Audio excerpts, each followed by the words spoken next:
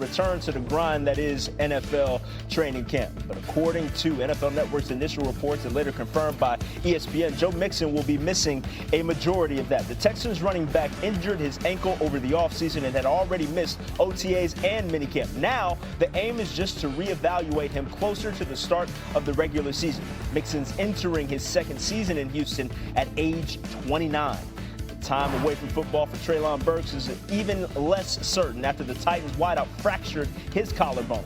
The injury occurred on a diving, one-handed snag during team period at practice. Word of the specifics came courtesy of NFL Network, and head coach Brian Callahan said post-practice that the receiver's status will be updated at the appropriate time. Trevor, Saturday was military day at Eagles camp. Every player on the roster gave their jerseys to select military personnel in attendance. Great gesture from the Super Bowl champs. We're only 12 days away from opening their preseason slate against the Bengals. Sal Paolantonio is with the Eagles to kickstart our whip around the NFL. In the offseason, Jalen Hurts sought the counsel of Michael Jordan, and you could see in practice on Saturday, it was immediately paying off. The single-minded focus of Jalen Hurts is something that I haven't seen in a quarterback here, and I've been covering this team for 32 years. And as for Nick Sirianni, he told me in a one-on-one that this offseason, he sought the counsel of three people, Nick Saban, Peyton Manning, and Gino Auriemma, to find out what it takes to have, quote, sustained success, unquote.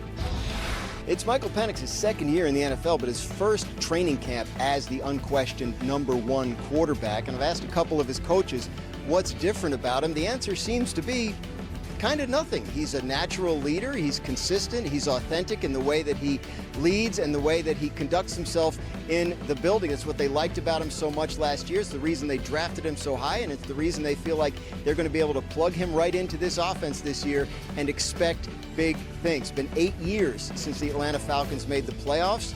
This fan base, this coaching staff, this front office are hopeful that Michael Penix Jr. can be the guy that breaks that drought. The Browns quarterback battle rages on, and Kenny Pickett has put together 2 consecutive strong days. The Browns have been pleased with Pickett, who ended the day with a touchdown throw on the run. So the Browns quarterback battle will be a slow one because head coach Kevin Stefanski told me that he's at least a week away from prioritizing any sort of pecking order or depth chart. But in the meantime, Pickett and Joe Flacco will get a lot of the first-team reps, and Stefanski has lauded the work ethic and professionalism of both rookies, Dillon Gabriel and Shedeur Sanders, who was the last player off the practice field on Saturday. And really, the truth is, all the quarterbacks have had at least some trouble with this Browns defense that is showing shades of its past dominance. Well, it's exactly what the Dolphins want to see out of their offense this coming season. What we saw at the end of this practice on Saturday, Tua Tagovailoa hitting Tyreek Hill for a 60-yard touchdown pass, one of several explosive plays in this practice. That is what head coach Mike McDaniel is looking for, but it's not just about what happens on the field, but also off the field. McDaniel wants to see this team be more accountable from top to bottom. So they're starting to see it on the field. Now McDaniel also looking for it off the field. Iowa. Meantime, no news is not good news in Cowboy land, where Micah Parsons' contract talks are going as well as an episode of Dateline NBC. The two-time All-Pro defensive end is not holding out, continues to take part in camp, but that's the only place the two sides are close. Parsons is seeking an extension that would make him among, if not the highest-paid defender in NFL history. Brian Schottenheimer now on the business side of things. We've been through this the last couple of years, Lindsay. It happens. It's the nature of football. These things generally get worked out, and that's what we're anticipating. It's going to get worked out. But at the time right now, we're doing some great things on this football field, and I love how our guys are coming together, but more importantly, how they're competing. Dak Prescott in his 10th season, what would you like to see from him? Just find ways to win games. You know, he doesn't have to do it all by himself. We're going to have a great defense. Obviously, we have great special teams. We're going to run the hell out of the ball. I'm excited about that, the way the line's coming together, the backs that we have. But his job is to win games. And when you win games, the quarterback, you usually are having a pretty good year.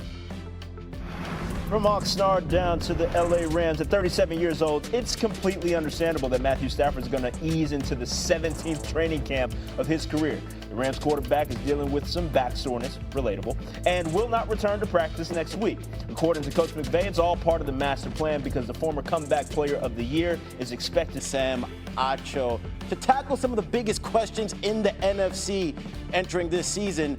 Sam, we're in Virginia for 50 in 50, and we're at Commanders camp, so let's start there. What's the biggest questions that you got for the Commanders?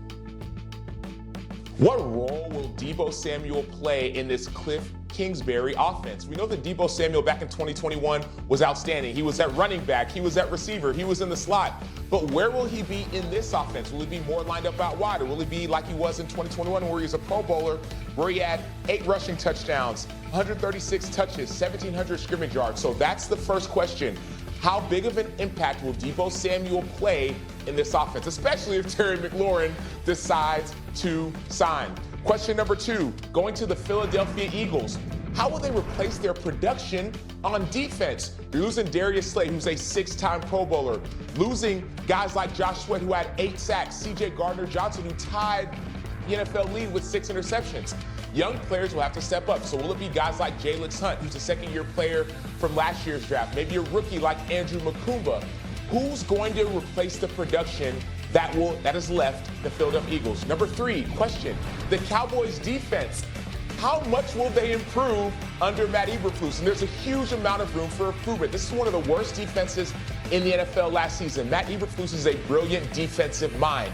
Back in 2017, before he was with the Colts, they were one of the worst defenses. When he got there in 2018, they went to top 10. Last year, the Cowboys were one of the worst defenses. Will they be top 10 this year and give Dallas a chance to compete in the NFC East, maybe in the playoffs? And last but not least, what's the plan for Jackson Dart in New York?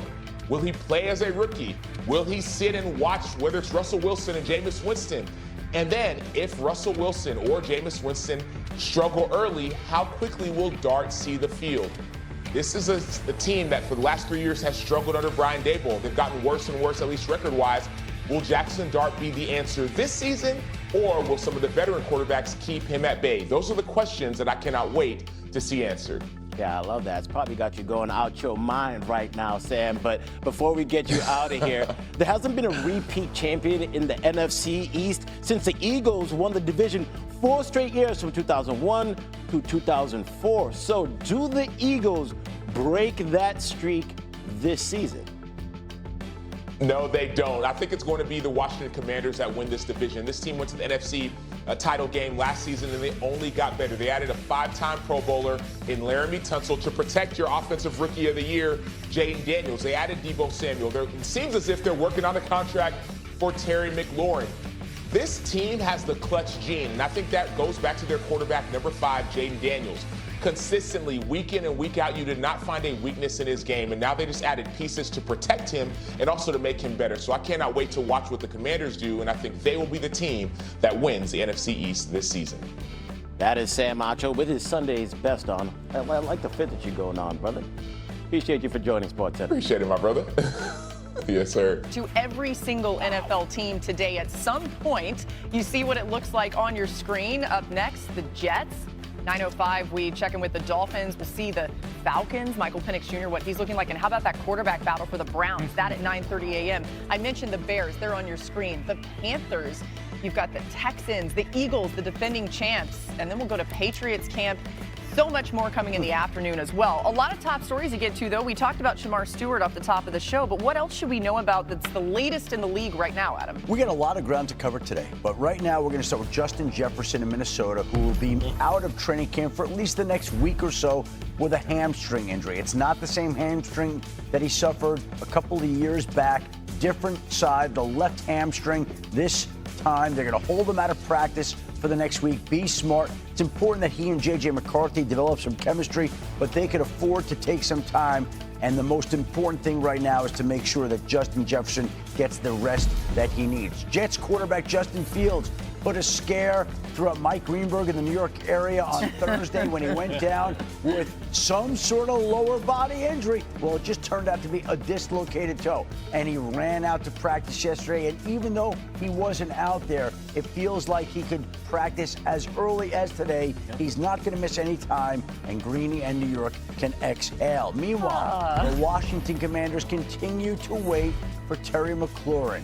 They've been trying to get a deal done throughout the offseason. McLaurin has publicly complained about his frustration and disappointment. The fact of the matter is they haven't been close, but these things can heat up instantaneously. This is a deal that'll come in north of $30 million, you would think, but they're obviously struggling to get that done. And while that's the case, he remains out of camp. But Shamar Stewart is back in camp. The final first-round draft pick of the 2025 draft class got his deal done last night. He now reports to camp, and he needs as much time and help as possible because all the talent is there, and it'll be up to the Bengals to get it out of him. And now that they've gotten Shamar Stewart taken care of, they can move on to Trey Hendrickson, who remains a holdout in Florida, awaiting that new deal. The two sides have been talking, and we'll see if they can figure out a way to get a deal done. Lewis, the Bengals, it's no secret, they need to be better on defense, right? How do they get to the point where they can get Trey Hendrickson back in the fold, and how much maybe does it affect them that he's going to miss some time?